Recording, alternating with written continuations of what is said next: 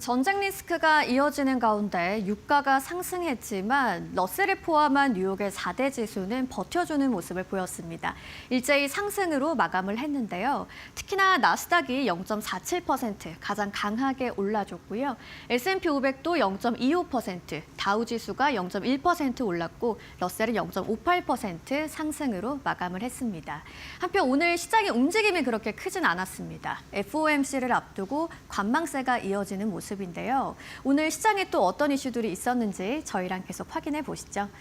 자, 그렇다면 자금은 어떤 방향으로 흘러갔을까요? 자금의 방향을 확인하는 히트맵 함께 살펴보도록 하겠습니다. 상승하는 종목들은 초록색, 하락하는 종목들은 빨간색으로 표시가 되는 히트맵입니다.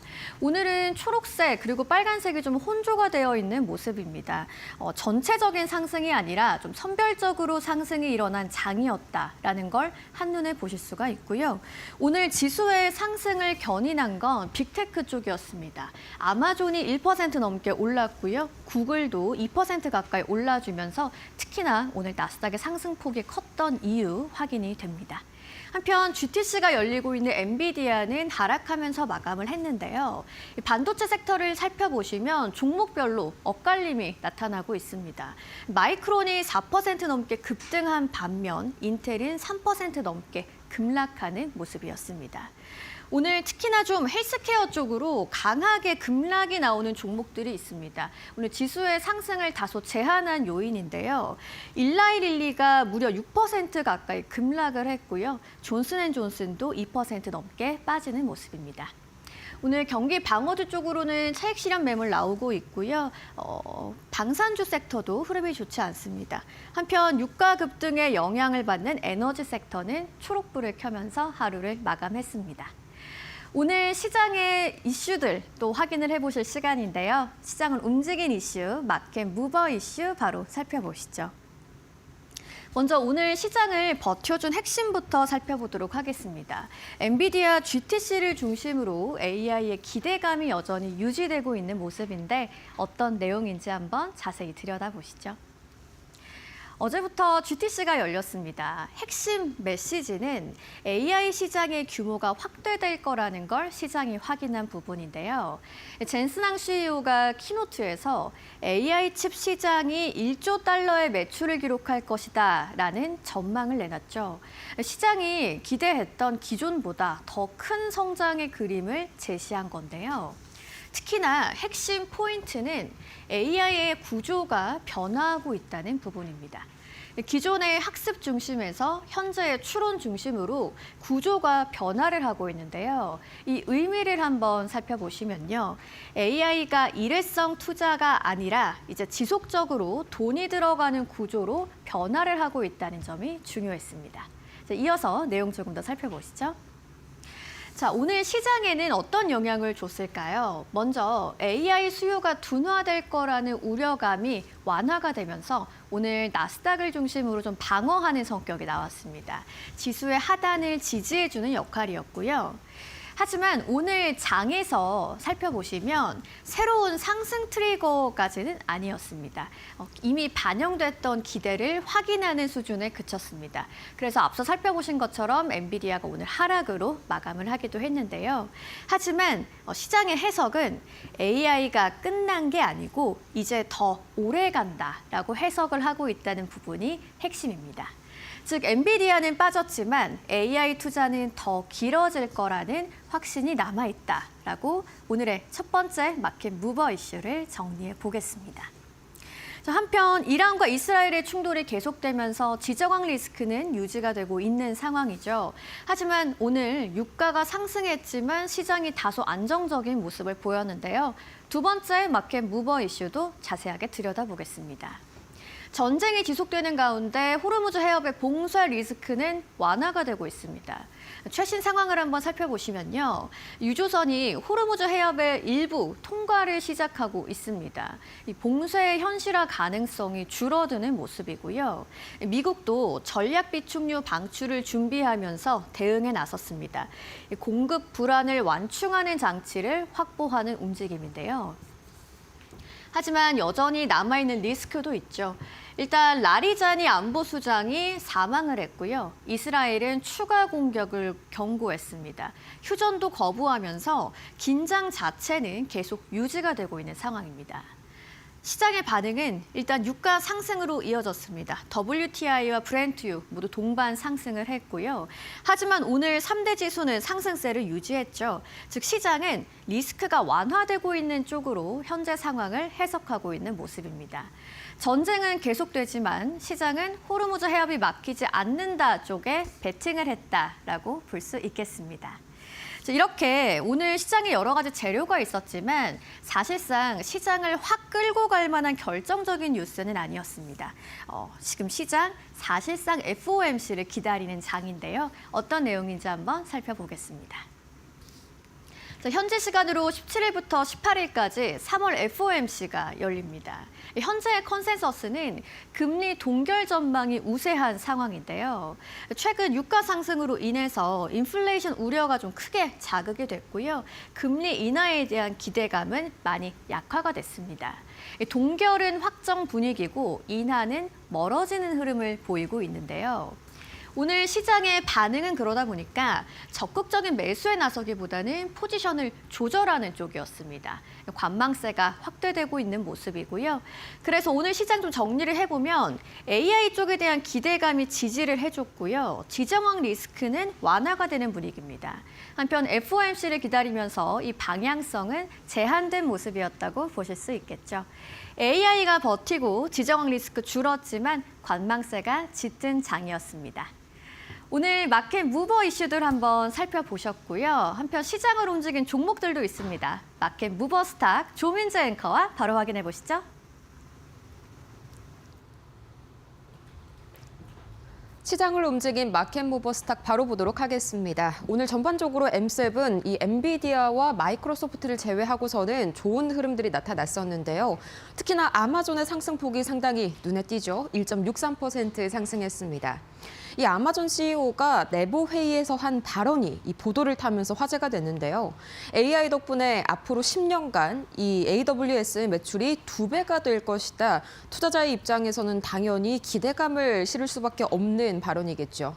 여기에다가 이젠 당일 배송을 넘어서요. 초단기 배송 서비스, 그러니까 1시간 배송과 3시간 배송 서비스까지 부분적으로 도입한다는 소식에 다시 한번 실적에 대한 기대감까지 올라갔던 아마존입니다. 테슬라도 오늘 약 1% 내외의 좋은 흐름을 보였는데요. 굉장히 큰 이슈가 한 가지 어제 오후에 나왔었죠. 이 지난해 7월이었습니다. LG엔솔이 발표했던 6조 원대 배터리 공급 계약, 이 고객사가요, 역시나 우리가 예상했던 대로 테슬라인 것으로 밝혀졌습니다. 미국 정부가 밤 사이에 공식적으로 확인을 시켜주면서 다시 한번 관련 이슈가 부각이 됐고요. 내년부터 생산이 시작될 예정이고 여기에서 생산된 배터리들은 이 테슬라가 지금 휴스턴에서 생산하고 있죠. 이 에너지 저장 장치 ESS 메가팩 3에 들어갈 예정입니다. 거기에 한 가지의 호재도 더 전해졌는데요. 이 일론 머스크 CEO가 자신의 SNS죠. X에다가 테슬라의 새 로드스터, 그러니까 전기 스포츠카가 4월 말에 공개될 것이다. 사진까지 같이 공개하면서 상당히 좀 기대감이 높아져 있는 테슬라입니다. 애플도 0.56% 오늘 간만에 또 좋은 흐름 보여줬었는데요. 팀쿡 CEO가 이 TV 쇼에 출연을 했습니다. 출연을 한 다음에 그동안 좀 한간에 나돌던 은퇴설을 단박에 일축시켜줬는데요. 아직까지 애플에서 하고 싶은 게 많다. 계속해서 애플에 남아있을 것이다라고 밝히면서 애플의 경영권 불확실성이 다소 해소가 됐습니다. 덕분에 오늘 큰 폭으로 상승했던 애플. 이 종합을 해보자면요. 어제는 메타에 이어서 오늘은 아마존이 드디어 AI로 좀 돈을 벌 수가 있겠구나라는 걸 다시 한번 확인시켜준 하루였고요. 또 지난주까지만 하더라도 굉장히 좀 널뛰던 유가가 이번 주 들어서 좀 진정되는 흐름을 보이고 있죠. 이 덕분에 기술주들의 투심이 대체적으로 회복 조짐에 들어갔다. 이런 흐름도 함께 좀 읽어볼 수가 있겠습니다. 이어서 이제 반도체 단도 한번 보도록 할 텐데요. 이 엔비디아의 주가는요, 0.68% 하락했습니다. 이 GTC 컨퍼런스 기조 연설 자체에 대한 호평들은 계속해서 나와줬습니다. 이게 나빴다는 건 절대 아닙니다. 특히나 이 모건 스탠리는요, 엔비디아의 AI 추론 시스템이 비용적으로 경쟁력을 갖추고 있다. 이 최선호주라는 의견을 다시 한번 확인을 시켜줬는데요. 다만 오늘 주가가 하락한 이후 이 행사에서 가장 큰 이벤트를 좀 소화하고 나자 뉴스에 파는 현상이죠. 세론 현상이 관측된 엔비디아다. 이렇게 해석을 해볼 수가 있겠습니다. 거기에 밤사이에 분석도 한 가지가 나왔는데요.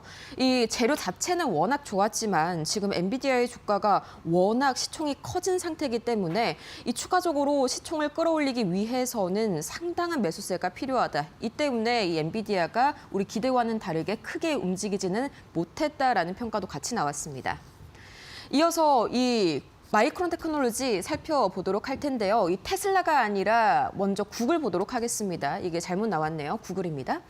자, 이 구글이 미시간주에 새 데이터 센터를 구축하기 위해서 DT 에너지와 파트너십을 체결했다는 소식이 또 간밤에 구글의 주가를 1.8% 가까이 끌어올렸습니다. 이거 구글이라고 다시 한번 말씀드립니다. 덕분에 구글은요, 2.7기가와트 규모의 전력 인프라를 좀 활용을 할 수 있게 됐는데 그동안 데이터 센터의 가장 큰 병목 구간이라고 할 수 있죠. 이 전력 문제가 크게 해결이 된 점이 다시 한번 구글에 대한 투심을 큰 폭으로 올려줬고요. 오늘도 마이크론 테크놀로지 가져와 봤습니다. 밤사이에 4.5% 역시나 큰 폭으로 올라섰는데 이번에는 이 마이크론 테크놀로지가 엔비디아의 이 베라 루빈에 들어갈 12단 HBM4의 양산과 출하를 동시에 이 1분기에 시작했다고 밝혔습니다. 여기에 더 나아가서요, 이 16단 한 단계 더 업그레이드 된 거죠. 이 16단 HBM4 샘플까지 고객사에 출하했다. 이 소식까지 나와주면서 오늘 큰 폭으로 메모리주들 좋은 움직임 보였습니다. 한마디로 유가가 조금 오르게 되면서 반도체 대형주들 사이에서는 희비가 조금 엇갈렸지만 이런 메모리주들 그리고 장비주들은 굉장히 강력한 수요를 바탕으로 이 유가에 관계없이 고공행진을 이어가는 요즘이다. 이렇게 정리를 해볼 수가 있겠네요. 추가적으로 시장을 움직인 종목들이 세 가지가 더 있었습니다. 먼저 1112, 오늘 대체적으로 헬스케어가 부진했었죠. 특히나 비만 치료제 관련주들이 일제히 하락세를 보였는데 그 핵심 이슈입니다. HSBC가 이 비만 치료제 시장이 예상보다 규모가 작네. 지금으로서는 시장이 좀 과대평가가 돼 있는 상황이야. 이렇게 좀 날카로운 지적을 날렸는데요. 이런 이유로 또 1112에 대한 투자 의견을 기존 유지에서 비중 축소로 내렸고요. 목표가도 1,070달러에서 850달러로 내려잡았습니다. 이 현재 주가가 930달러 수준이라는 점을 고려를 한다면 주가가 상승하기는커녕 앞으로 내리는 게 맞다고 본 거죠. 이 때문에 오늘 1112의 주가 약 6%가량 이례적으로 급락했고요. 우버는 4% 이상 큰 폭으로 올랐습니다. 엔비디아 GTC 영향이 컸는데요. 이 엔비디아의 자율주행 소프트웨어를 탑재한 로보택시를요, 내년에 LA와 또 샌프란시스코를 시작으로 2028년 내후년까지는 전 세계 28개 도시에 도입하겠다, 확장시키겠다라는 소식이 굉장히 기대감을 모아줬습니다. 그리고 그동안 이 에너지 가격 상승으로 부진했던 항공주들이 오랜만에 좀 반등세를 보였는데요. 이 델타항공을 포함해서 주요 항공사들이 1분기 매출 전망을 상당히 좀 긍정적으로 내놓은 영향이 컸습니다. 이 델타항공의 경우에는 이 1분기 매출 증가가 기존의 한 자릿수 중반, 약 5%에서 7% 정도를 예상을 했었는데 이게 한 자릿수 후반 8%에서 9%까지 증가할 것이다. 이 전망치를 높여 잡으면서 오늘 큰 기대가 많고 6% 이상 주가가 급등했습니다. 이어서 이 원자재 가격과 매크로 흐름도 살펴보도록 할 텐데요. 가장 먼저 WTI 국제유가입니다. 이 국제유가 2% 소폭 오르긴 했지만 그래도 어느 정도는 박스권에 들어왔다 해석을 해볼 수가 있겠죠. 이 이란이 밤사이에 드론 공격을 퍼부는 바람에 아랍에미리트 가스전에 대규모 화재가 발생했다는 소식이 유가를 소폭 끌어올리기는 했습니다. 하지만 상승폭이 다소 제한된 모습이죠. 그럴 수밖에 없는 게 이 캐비넷의 백악관 국가경제위원장이 이미 유조선들이 호르무즈 해협을 조금씩 통과하기 시작했다라고 안도감을 더해준 데다가 이란 안보의 핵심 인물입니다. 이 알리 라리자니가 피격을 당해서 사망했다는 소식까지 이 다소 유가를 큰 폭으로 좀 조여주는 소식이 나왔고요. 덕분에 원달러 환율은 소폭이나마 진정되는 모습이 나타났습니다. 비트코인과 금 가격은 큰 움직임은 없었고요. 이 미국채 10년물과 미국채 2년물은 간만에 좀 하락하는 움직임이 이어지고 있는데 밤사이에 고용 지표가요. 또다시 약간 둔화되는 모습이 확인이 됐습니다. 거기에다가 모건 스탠리의 보고서로 인해서 금리 인하에 대한 기대감이 아주 소폭이나마 올라갔고요. 덕분에 국채 금리는 하락하는 모습 보였습니다. 이 전반적으로 유가가 박스권에 들어왔고요. 아예 식을 뻔했던 금리 인하 기대감도 다시 한번 조금은 올라가게 되면서 전반적으로 뉴욕 증시 3대 지수 무난한 회복세를 보이고 있었습니다. 지금까지 뉴욕 증시 마감 시황 봤습니다.